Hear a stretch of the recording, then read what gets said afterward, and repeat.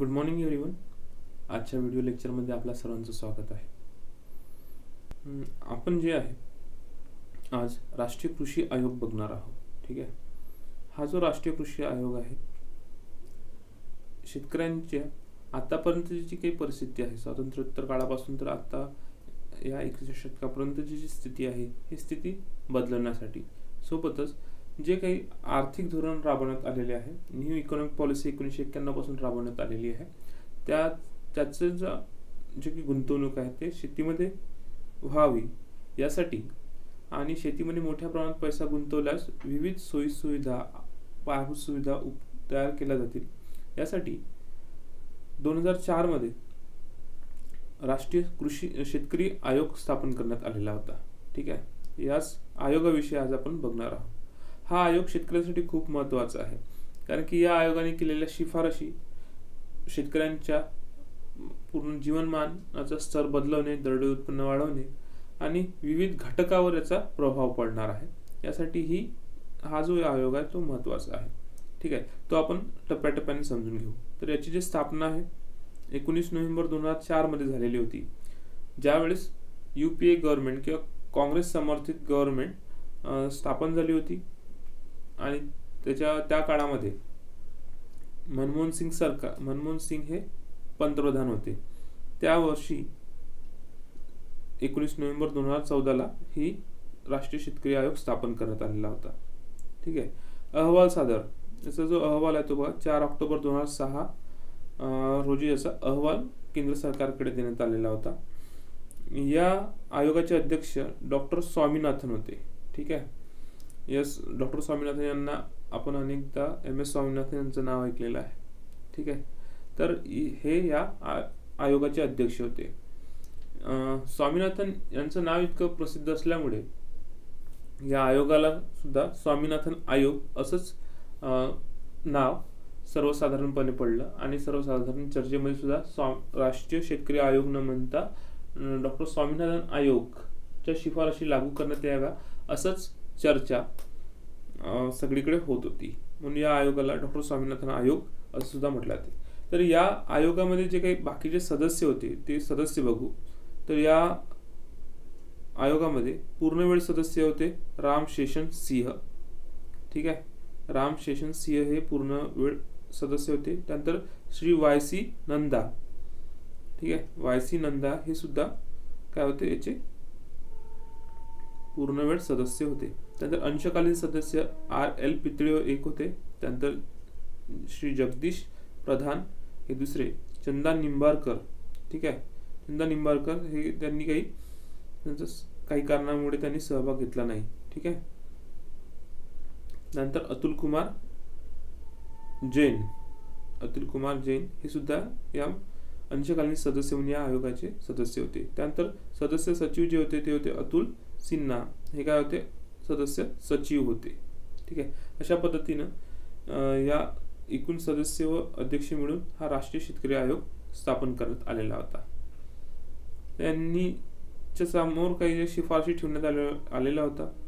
त्यांनी काही महत्त्वाच्या शिफारशी दिलेल्या होत्या. त्यातल्या शॉर्टकटमध्ये किंवा कमी याच्यात काही शिफारशी बघू आणि नंतर डिस्क्रिप्टिव्ह मध्ये बघू. ठीक आहे.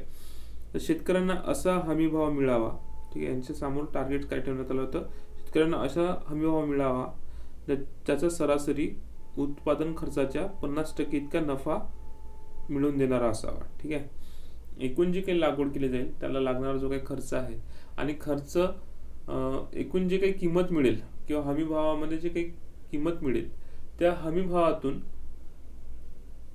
शेतीला लागलेला किंवा उत्पन्नाला लागलेला खर्च वजा करून 50% प्रॉफिट किंवा नफा मिळवणारा हमीभाव सरकारने जाहीर करावा असं या आयोगाने शिफारस दिली होती.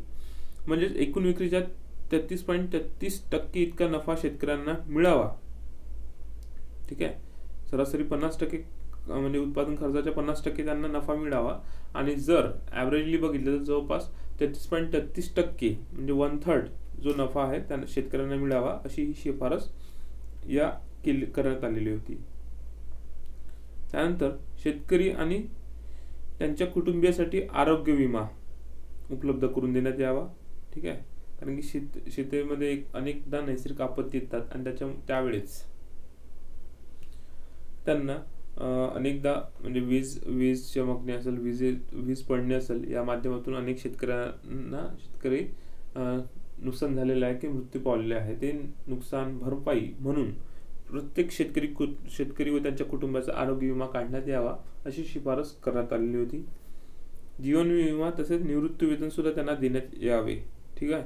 जसं LICच्या माध्यमातून अनेक नोकरदार वर्गांना ज्या पद्धतीने जीवन विमा दिला जातो आणि सोबतच अनेक सरकारी जे काही नोकरदार वर्ग आहे त्यांना निवृत्ती वेतन दिलं जातं, त्याच पद्धतीने शेतकऱ्यांना सुद्धा जीवन विमा व निवृत्ती वेतन देण्यात यावं अशी शिफारस करण्यात आली होती. त्यानंतर व्यवसायातील धोक्यापासून संरक्षण मिळणे.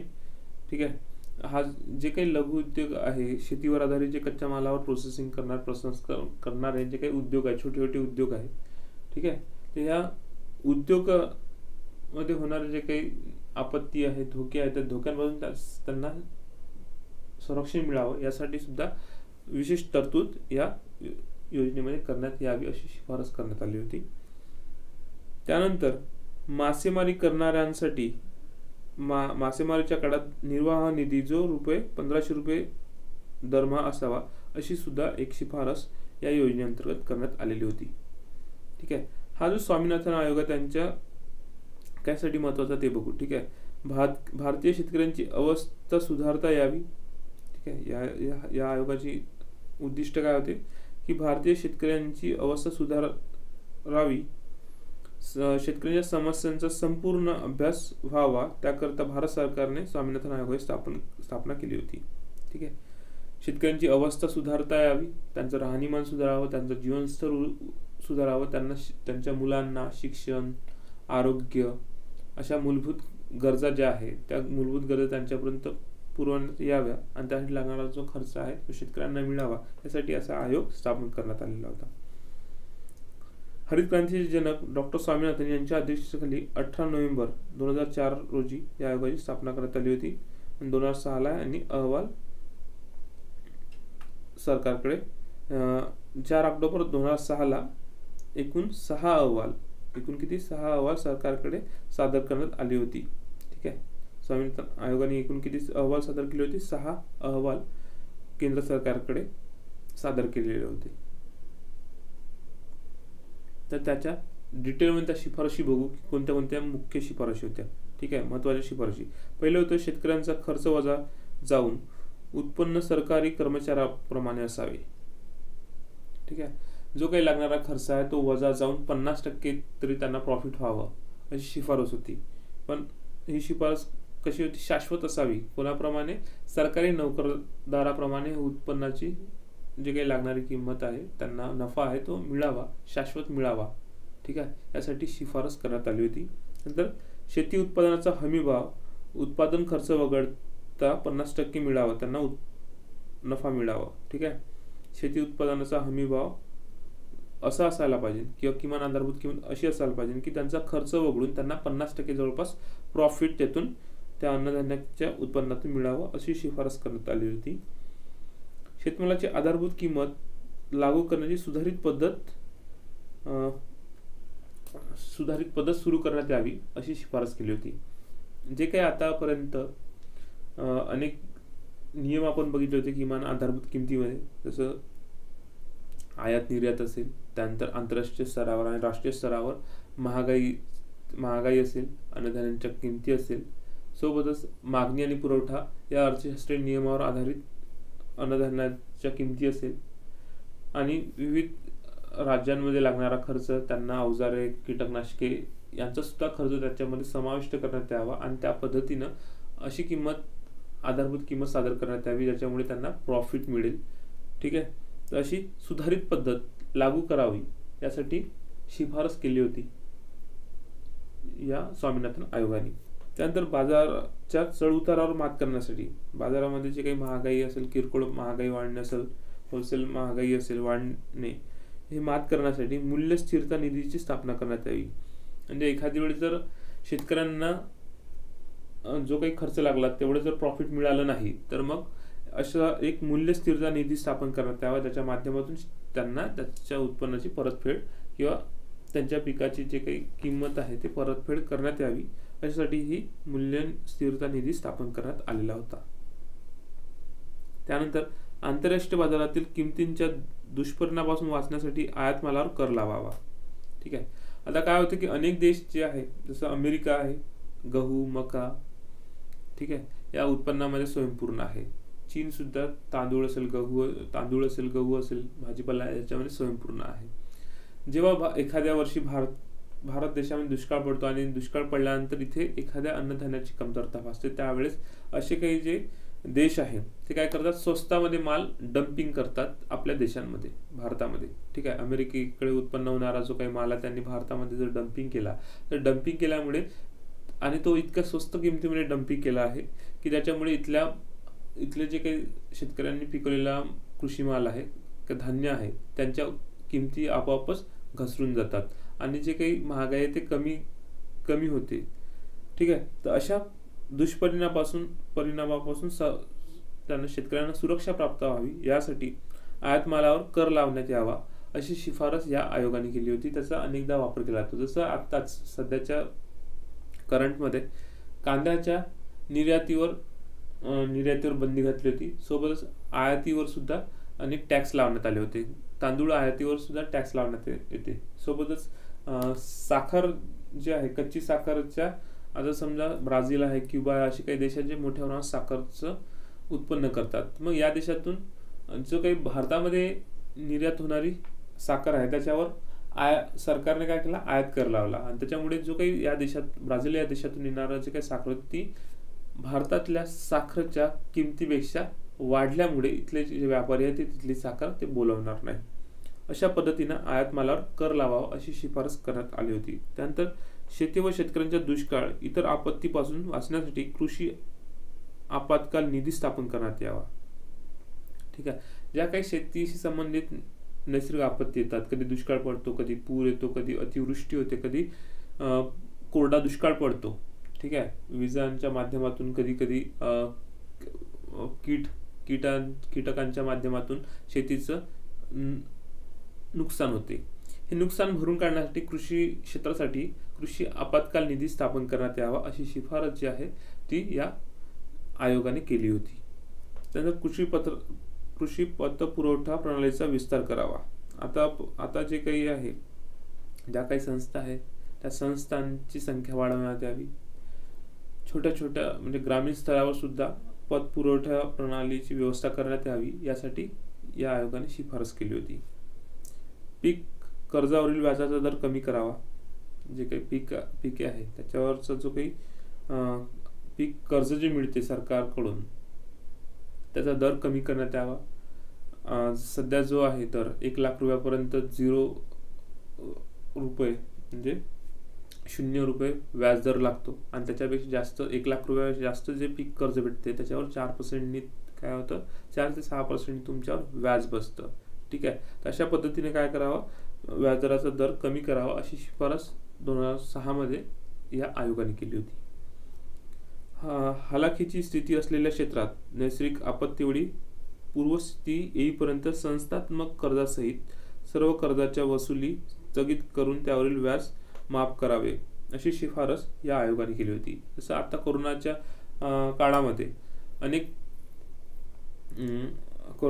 काळामध्ये जे आहे अनेक कर्जांवरचं जे आहे व्याज माफ केलं होतं सरकारने.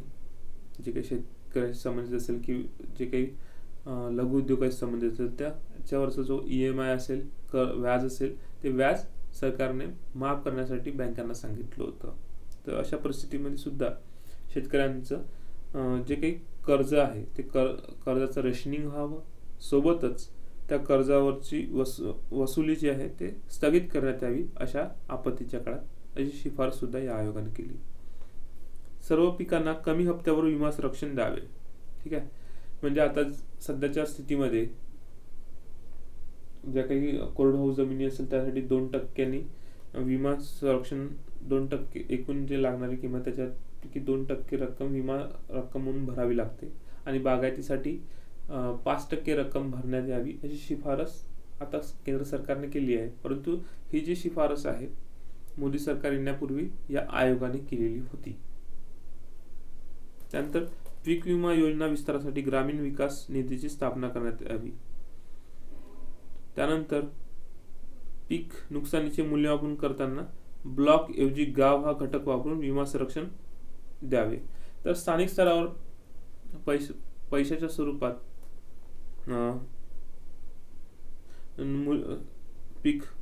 पिकाचं मूल्यमापन केलं जाते.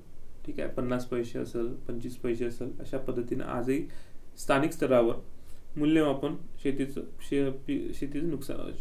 मूल्यमापन केलं जात असते. तसं सध्याच्या परिस्थितीमध्ये चिमूर असेल भाग, वरोरा, भद्रावती किंवा हा जो काही चंद्रपूर जिल्ह्यातला उत्तर भाग जो आहे, या उत्तर भागामध्ये सोयाबीनचं पीक आलं नाही किंवा जे काही बियाणं मिळालं ते बियाणं एवढं डिफॉल्ट होतं की ते त्याला शेंगाच लागल्या नाही. तर अशा स्थितीमध्ये तिथल्या दुष्काळाची तिथले जे काही सोयाबीन पीक आलं नाही त्याचं मूल्यमापन करण्यासाठी मग तिथे कृषी सेवक असेल किंवा तलाठीच्या माध्यमातून तिथल्या आणेवारीच्या माध्यमातून काय करावं, त्यांचं मूल्यमापन करावं व त्याला विमा संरक्षण द्यावे अशी शिफारस जी आहे ती या आयोगाने केली होती. सामाजिक सुरक्षेचे जाळे निर्माण करून त्या अंतर्गत शेतकऱ्यांसाठी वृद्धावस्थेत आधार तसेच विमा संरक्षण द्यावे. जे काही 60 वर्षापेक्षा जास्त वयाने असणारे जे काही शेतकरी आहेत त्या शेतकऱ्यांना विमा संरक्षण द्यावे, सोबत त्यांना पतपुरवठा करण्यात यावा अशी शिफारस जी आहे ते या आयोगाने केली होती. त्यानंतर परवडणाऱ्या दरात बियाणे व इतर यंत्रसामुग्री उपलब्ध करून देण्यात यावी. जेव्हा शेतीच्या पेरणीचा हंगाम येतो त्यावेळेस अचानक काय होतं, बियाणे मार्केटमध्ये कृत्रिम पद्धतीने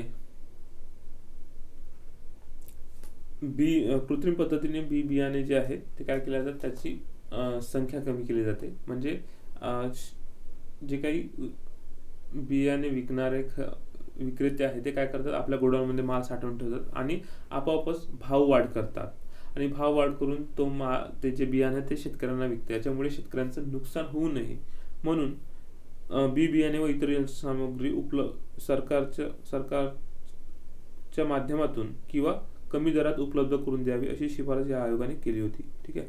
संपूर्ण देशात प्रगत शेती व माती परीक्षण प्रयोगशाळेचे संचालन करावे ही सुद्धा शिफारस केली होती. सध्या सॉइल हेल्थ कार्ड नावाची एक स्कीम मोदी गव्हर्नमेंटने आणलेली आहे. ती याच आयोगाच्या धर्तीवर सुरुवात केलेली आहे.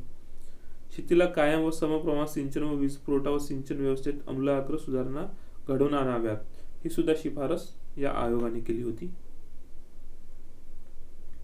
अशा पद्धतीनं या सगळ्या ज्या काही 16 शिफारशी आहेत त्या 6 अहवालामध्ये या आयोगाने दिली होती, शिफारशी केंद्र सरकारला केल्या होत्या. ठीक आहे. त्याच्यानंतर बघू की स्वामीनाथन आयोग लागू करणारे जे आहे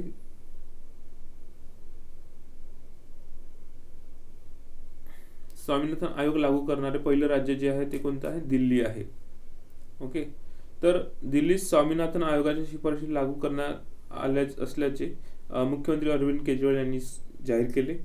दिल्ली सरकार शेतकऱ्यांना किमान आधारभूत किंमत म्हणून गहू या पिकासाठी 2616 रुपये तर धान्यासाठी 2667 रुपये, ठीक आहे, 2667 रुपये किमान आधारभूत किंमत म्हणजेच MSP लागू करण्याचे प्रस्तावित करण्यात आलेले आहे. ठीक आहे. या आयोगाच्या शिफारशीनुसार दिल्ली राज्यात शेतकऱ्यांची संख्या जवळपास 39,000 इतकी छोटी आहे. राज्यात एकूण 75,000 ते 80,000 एकर एवढीच शेतजमीन आहे. एवढ्या शेतजमिनीसाठी स्वामीनाथन आयोग लागू करण्यात आलेला आहे. त्यानंतर स्वामीनाथन समितीच्या अहवालाची अंमलबजावणी कशा पद्धतीने करण्यात आली ते बघू. ठीक आहे. डॉक्टर MS स्वामीनाथन यांच्या अध्यक्षतेखाली शेतकऱ्यांशी संबंधित राष्ट्रीय आयोगाने 2006 मध्ये अहवाल सादर केलेल्या अहवालात किमान आधारभूत किंमत उत्पादन खर्चाच्या किमान 50% असायला हवी अशी शिफारस केली होती. ठीक आहे. 2007च्या कृषी धोरणात या शिफारसीचा समावेश करण्यात आला नव्हता. त्यावेळेस मनमोहन सिंग सरकार होतं आणि मनमोहन यातल्या काही ज्याच्या कटी आहेत त्या ज्याच्या कटींमुळे हा आयोग 2007च्या कृषी धोरणात लागू करण्यात आला नाही. मात्र अलीकडेच म्हणजे NDA सरकार किंवा प्रधानमंत्री मोदीच्या सरकारच्या काळात सर्व खरीफ व रब्बी पिकांसाठी किमान आधारभूत किंमत उत्पादन खर्चाच्या 1.5 पट वाढवण्याच्या ऐतिहासिक निर्णय घेण्यात आलेला आहे. कृषी व याची जी घोषणा आहे ते कृषी व शेतकरी कल्याण मंत्री राज्यमंत्री पुरुषोत्तम रुपाला यांनी केली होती. आणि या माध्यमातून मोदी सरकारने जवळपास 1.5 हमीभाव जाहीर केलेला आहे, असं त्यांनी या कृषी मंत्र्यांनी जाहीर केलं होतं आणि तो लागू सुद्धा केला होता. ठीक आहे. तर अशा पद्धतीने इथं आपलं लेक्चर संपलेलं आहे. धन्यवाद.